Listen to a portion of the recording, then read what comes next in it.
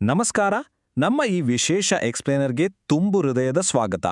ನೋಡಿ, ಪ್ರತಿದಿನ ಮುಂಜಾನೆ ಮತ್ತು ಮುಸ್ಸಂಜೆಯಲ್ಲಿ ದೀಪ ಹಚ್ಚೋದು ಕೇವಲ ಒಂದು ಆಚರಣೆ ಮಾತ್ರ ಅಲ್ಲ, ಅದೊಂದು ಅದ್ಭುತವಾದ ಪಾಸಿಟಿವ್ ಎನರ್ಜಿ ತರುವಂತಹ ಕೆಲಸ ಅಲ್ವಾ? ಆದ್ರೆ ಹೊಸದಾಗಿ ಪೂಜೆ ಮಾಡೋದನ್ನ ಕಲಿತಿರುವಾಗ ನಾ ಮಾಡ್ತಿರೋದು ಸರಿಯಾಗಿದೆಯಾ ಅನ್ನೋ ಒಂದು ಸಣ್ಣ ಗೊಂದಲ ಸಹಜವಾಗಿ ಇರುತ್ತೆ. ಖಂಡಿತ ಹೆದರುವ ಅವಶ್ಯಕತೆ ಇಲ್ಲ. ಇವತ್ತು ನಾವು ಅತ್ಯಂತ ಸರಳವಾದ, ಯಾವುದೇ ಗೊಂದಲವಿಲ್ಲದ ದೀಪ ಬೆಳಗುವ 5 ಪಾಸಿಟಿವ್ ನಿಯಮಗಳ ಬಗ್ಗೆ ಮಾತನಾಡಲಿದ್ದೇವೆ. ಬನ್ನಿ ಶುರು ಮಾಡೋಣ. ಯಾವುದೇ ಶುಭ ಕಾರ್ಯ ಇರಲಿ, ಹಬ್ಬ ಇರಲಿ ಅಥವಾ ದಿನನಿತ್ಯದ ಪೂಜೆ ಆಗಲಿ, ಮೊದಲು ನಾವು ಮಾಡೋದೇನೋ ದೀಪ ಹಚ್ಚೋದು, ಹೌದಲ್ವಾ? ಯಾಕೆ ಹೀಗೆ ಅಂತ ನಾವೆಲ್ಲರೂ ಯಾವತ್ತಾದ್ರೂ ಯೋಚನೆ ಮಾಡಿದೀವಾ? ಇದು ಕೇವಲ ಫಿಸಿಕಲ್ ಆದ ಬೆಳಕು ಕೊಡುತ್ತೆ ಅಂತ ಅಲ್ಲ. ದೀಪದ ಜ್ವಾಲೆ ಇದೆಯಲ್ಲ, ಅದು ನಮ್ಮ ಮತ್ತು ಆ ದೈವಿಕ ಶಕ್ತಿಯ ನಡುವಿನ ಒಂದು ಪವಿತ್ರವಾದ ಸೇತುವೆ ಇದ್ದ ಹಾಗೆ. ಅದು ನಮ್ಮ ಸುತ್ತಮುತ್ತ ಇರೋ ನೆಗೆಟಿವಿಟಿನ ಓಡಿಸಿ ಒಂದು ಶುದ್ಧವಾದ ಪಾಸಿಟಿವ್ ವಾತಾವರಣ ಸೃಷ್ಟಿ ಮಾಡುತ್ತೆ. ಓಕೆ, ಬನ್ನಿ ಇದರ ಬಗ್ಗೆ ಸ್ವಲ್ಪ ಡೀಪ್ ಆಗಿ ನೋಡೋಣ. ಶುಭಂ ಕರೋತಿ ಕಲ್ಯಾಣಂ, ಈ ಶ್ಲೋಕ ನಾವೆಲ್ಲರೂ ಎಲ್ಲೋ ಒಂದು ಕಡೆ ಖಂಡಿತ ಕೇಳಿರ್ತೀವಿ.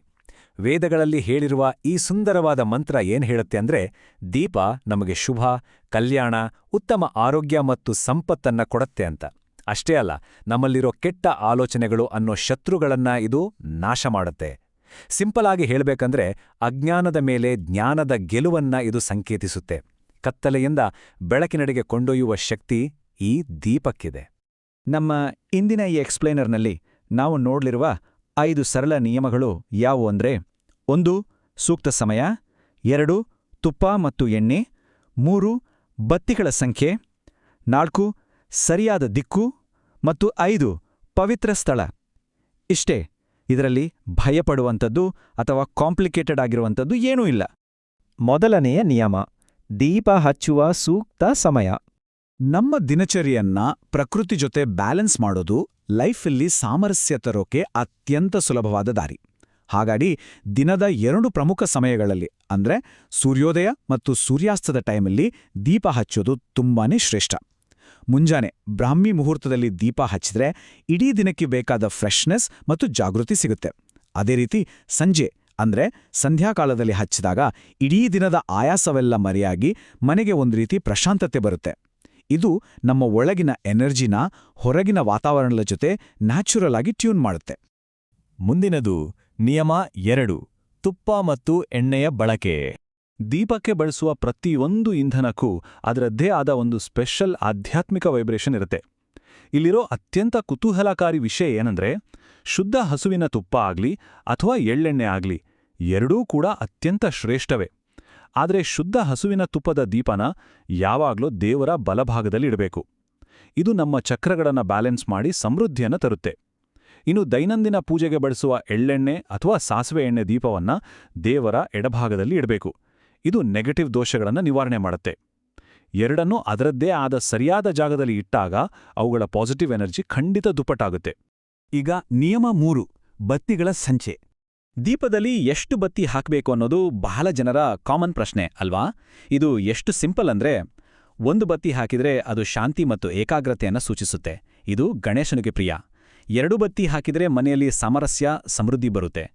3 ಬತ್ತಿ ತ್ರಿಮೂರ್ತಿಗಳು ಮತ್ತು ದೇವಿಯರ ದೈವಿಕ ಸಮತೋಲನವನ್ನ ಪ್ರತಿನಿಧಿಸುತ್ತೆ. ಇನ್ನು 5 ಬತ್ತಿಯ ದೀಪ ಹಚ್ಚೋದು ದಿ ಬೆಸ್ಟ್ ಅಂತಾನೆ ಹೇಳಬಹುದು. ಇದು ಪಂಚಭೂತಗಳನ್ನು ಸಂಕೇತಿಸುತ್ತೆ, ಜೊತೆಗೆ ಮನೆಯಲ್ಲಿ ಅಪಾರವಾದ ಪಾಸಿಟಿವ್ ಎನರ್ಜಿಯನ್ನು ತರುತ್ತೆ. ನೋಡಿದ್ರಲ್ಲ, ಈ ಶಾಸ್ತ್ರದ ರೂಲ್ಸ್ ನೆನ್ಪಿಟ್ಕೊಳ್ಳೋದು ಎಷ್ಟು ಈಸಿ. ಬತ್ತಿಗಳ ಸಂಖ್ಯೆಯ ಜೊತೆಗೆ ಇನ್ನೊಂದು ಸಣ್ಣ ಆದರೆ ಮುಖ್ಯವಾದ ಟಿಪ್ ಏನಂದ್ರೆ, ಯಾವಾಗ್ಲೂ 100% ಶುದ್ಧವಾದ, ಯಾವುದೇ ಕೃತಕ ಮೇಣ ಇಲ್ಲದ ಹತ್ತಿ ಬತ್ತಿಗಳನ್ನೇ ಬಳಸಿ. ಬತ್ತಿಯನ್ನ ಸ್ವಲ್ಪ ಚೆನ್ನಾಗಿ ಹೊಸಿಬೇಕು. ಆಗ ದೀಪ ತುಂಬಾ ಹೊತ್ತು ನಿಧಾನವಾಗಿ ಮತ್ತು ಶಾಂತವಾಗಿ ಉರಿಯುತ್ತೆ.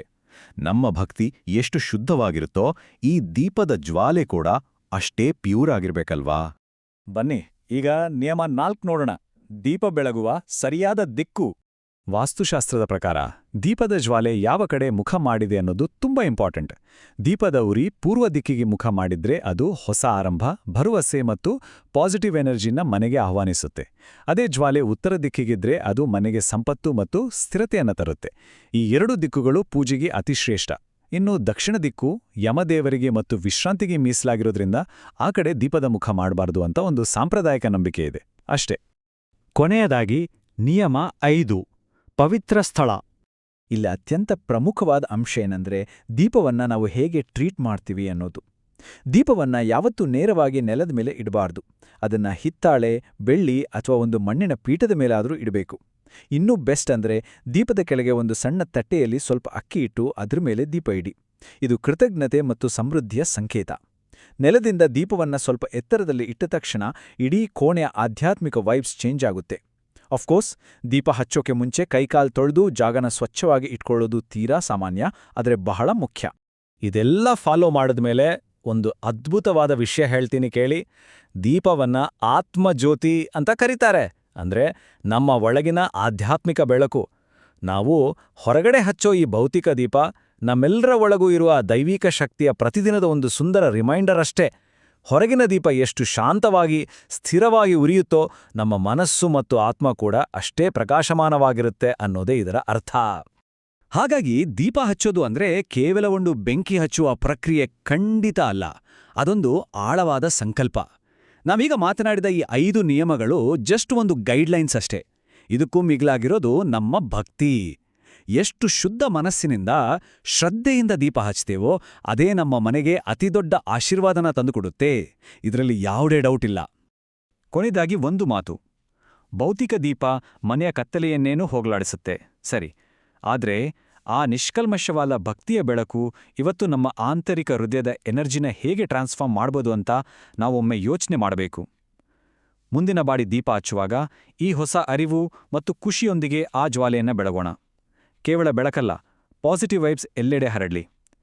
ಈ ಜ್ಞಾನದೊಂದಿಗೆ ದೀಪದ ಪವಿತ್ರ ಸಂಪ್ರದಾಯವನ್ನು ಮುಂದುವರಿಸೋಣ. ನಮಸ್ಕಾರ.